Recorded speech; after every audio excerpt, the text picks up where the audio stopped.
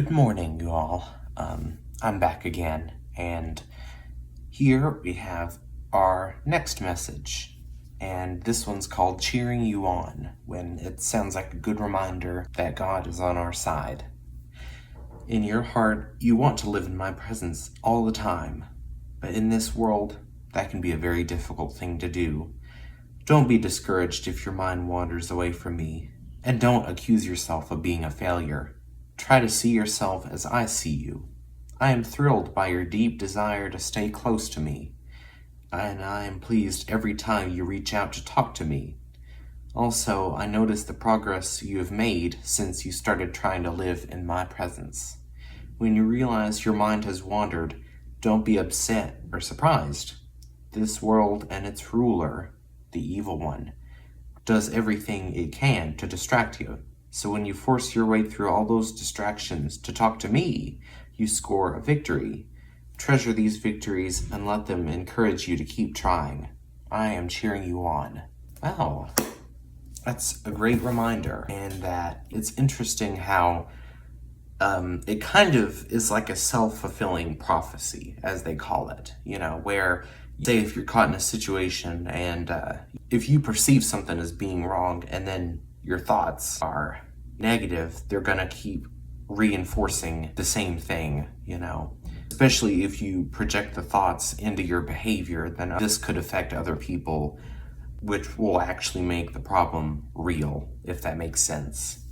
I know I'm going very vague here. I don't always use examples with things because I have trouble thinking on the spot. But I assume some of you at least know what I'm talking about with this self-fulfilling prophecy. And it's interesting how being too afraid of God, not simply fearing, but just being scared of God, kind of brings you away from God, even if the fear is centered around being away from God, or the fear of doing the wrong thing or being condemned for doing the wrong thing.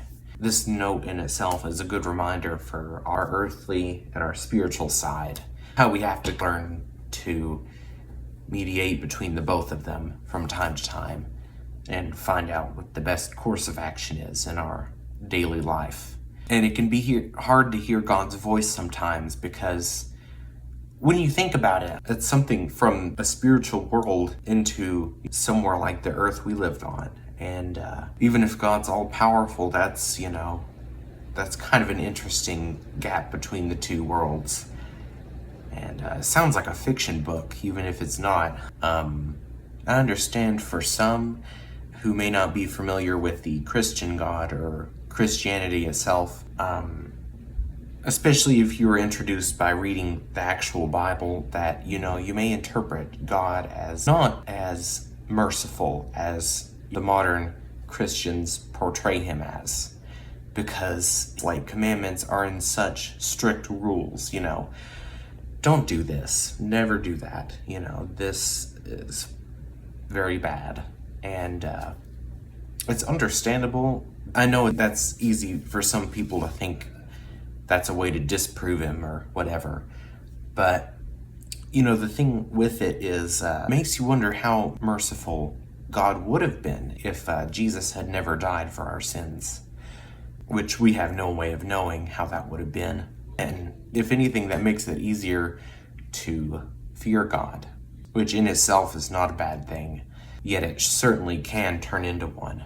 And one more thing I want to clarify is that, I don't want people to get the wrong impression sometimes, because sometimes I'll make a quick reference of some other religion, such as maybe Buddhism or something along the lines of that. And I don't want anyone to gain any suspicions. I'm not trying to promote anything other than God. And, most of the time I'm just trying to give some advice. But I was kind of wondering about that recently, what I had said before. And I just hope it's clear. I try to make it clear enough that I usually talk about it in context of if I'm trying to get an example across.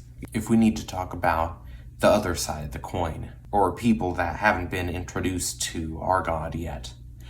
And, some of the ideas you can find in the Bible or Christianity just can be applied to, even people who don't necessarily believe in our God. It's okay to be friends with somebody who doesn't believe, for example. If they don't persuade us to join a cult movement or anything like that, then, if they're a decent friend, it's probably okay, because religion's such a personal and controversial thing, to say the least, and you don't want to start up anything like that. So, just a quick note, thank you everybody for watching, and I appreciate you being here today. I'll see you again tomorrow. Bye-bye.